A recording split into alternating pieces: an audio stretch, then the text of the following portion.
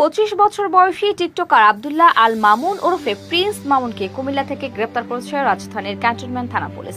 48 বছর বয়সী আরেক টিকটকার লায়লা আক্তার ফারহাদ নামের এক নারীকে বিয়ের প্রলোভনে শারীরিকভাবে নিপীড়নের অভিযোগে 10 জুন রাতে তাকে গ্রেপ্তার করা হয়। এই ঘটনার মাধ্যমে আবারও নিজেদের বিতর্কে শীর্ষে নিয়ে এসেছেন এই দুই কন্টেন্ট ক্রিয়েটর। স্থানীয় গণমাধ্যমে নিজস্ব সূত্রের বরাতে প্রকাশিত প্রতিবেদন থেকে জানা যায়, প্রিন্স মামুনের বিরুদ্ধে লায়লা আক্তার রাজধানীর ক্যান্টনমেন্ট থানায় ফৌজদারি বিধি 323, 307 ও 506 ধারার মামলা দায়ের করেন।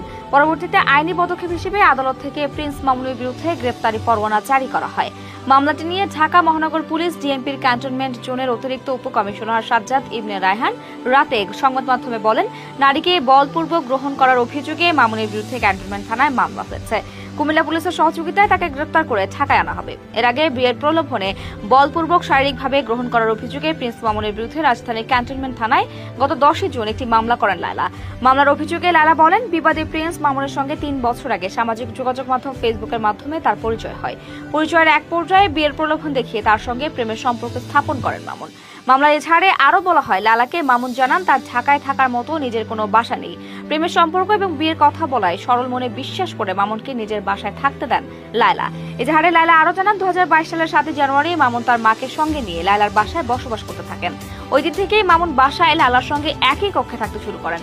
বিয়ের প্রলোভন দেখিয়ে লায়লার ইচ্ছার বিরুদ্ধে একাধিকবার শারীরিক সম্পর্ক স্থাপন করেন। লায়লার অভিযোগ, একাধিকবার বিয়ের বিষয় বললেও মামুন বিভিন্ন অজুহাতে সময় ক্ষেপণ করতে থাকেন। সর্বশেষ গত 14 মার্চ মামুন তাকে বিয়ের প্রলোভন দেখিয়ে জোরপূর্বক শারীরিকভাবে গ্রহণ করেন। পরে লায়লা বিয়ের কথা বললে মামুন ক্ষিপ্ত হয়ে ওঠেন এবং অশ্লীল ভাষায় অপমান করেন। মামুনের মা বাবার সঙ্গে যোগাযোগ করলে তারাও তাকে অপমান করেন। প্রিন্স মামুন ও লায়লা আক্তার ফারহাদ টিকটকের আলোচিত নাম। ফেসবুক, ইউটিউবে, সামাজিক মাধ্যমে লায়লাকে সঙ্গে করে বিনোদন ভিত্তিক কন্টেন্ট বানিয়ে বরাবরই আলোচনায় ছিলেন মামুন। এই জুটি নানা সময় আলোচনায় থেকেছেন, কখনো ঝগড়া করে, কখনো মামুনের নামে টাকা নেওয়ার অভিযোগ তুলে, আবার কখনো মামুনের নামে লায়লা অভিযোগ তুলেছেন শারীরিক নিপীড়নেরও।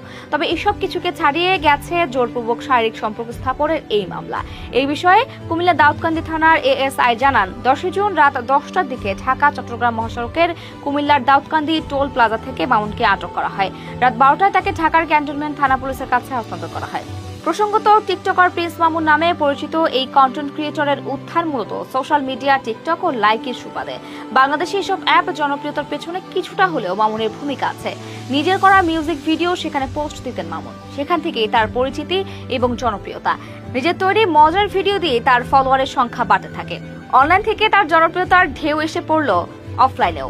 বলা যায়, বর্তমানে বাংলাদেশের টিকটকারদের মধ্যে সবচেয়ে জনপ্রিয় এই টিকটকার মামুন।